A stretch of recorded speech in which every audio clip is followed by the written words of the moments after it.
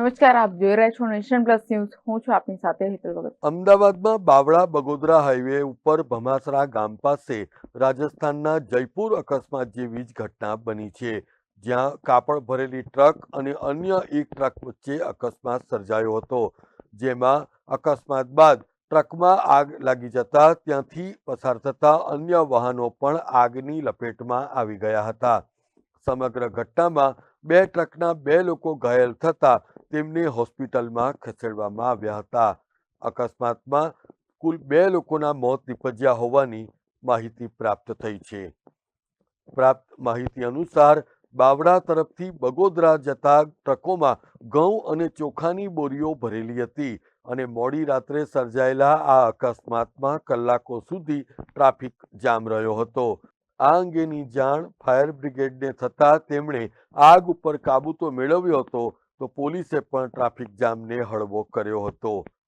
અકસ્માતનો ભોગ બનેલ ટ્રક એ ચોટીલામાં રણછોડ રબારીની કંપનીની ટ્રક હતી અને આ ટ્રકનો જૂનો ડ્રાઈવર રજા પર ગયો હતો. એની જગ્યા ઉપર કમલ નામનો વ્યક્તિ ડ્રાઈવર તરીકે આવ્યો હતો. નોંધનીય છે કે આ અકસ્માતની ઘટનામાં ડ્રાઈવર કમલનું પણ મોત નીપજ્યું હતું, જ્યારે અન્ય એક પેસેન્જર હોવાની શક્યતા સેવાઈ રહી છે.